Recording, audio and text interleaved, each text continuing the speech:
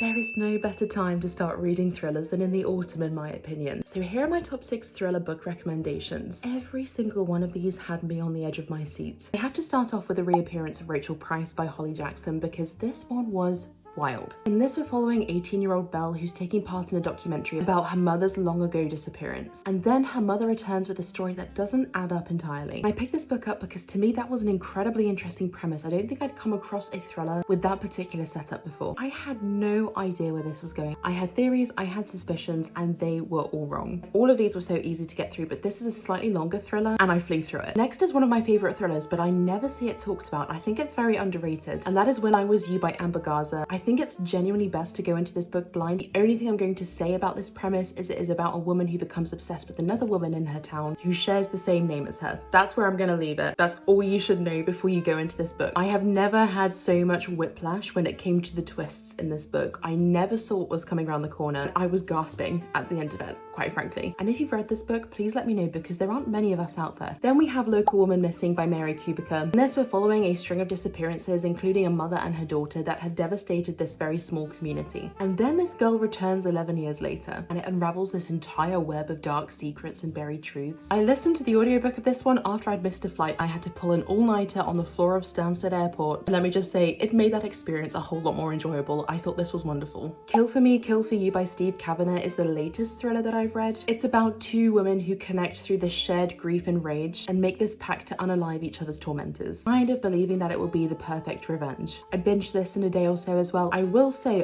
I guessed what was going to happen, but it did not detract from the enjoyment I had when I was reading it. This for sure, I think, has been the best thriller that I've read all year. Then we have The Guest List by Lucy Foley. A lot of people say that this is very overhyped. I disagree. I loved this. I think it is so of the season. I think it's the perfect autumn read. It's about a wedding celebration on an island off the coast of Ireland that has gone horribly, horribly wrong. I think it's inspired by Agatha Christie, or at least it's very reminiscent of Agatha Christie's books. It's the kind of format that you find quite often in thrillers and mysteries, but in this one, I think at least it's done incredibly well. I was hooked from the beginning to the end. And then we have The One by John Marrs. This book I read in a single sitting. It was that good. In this, we're in a world where a DNA test promises to match people with their perfect genetic soulmate. So it's said to like revolutionize love and relationships. And so in this, we're following 5 different individuals who found their match, and how this is perhaps not as idyllic as it sounds on paper. Like I said, I read this in one sitting. It was so easy to get through. The way all these storylines came together in the end had my jaw on the floor. If you are in a reading slump right now, this I hope would get you straight out of it.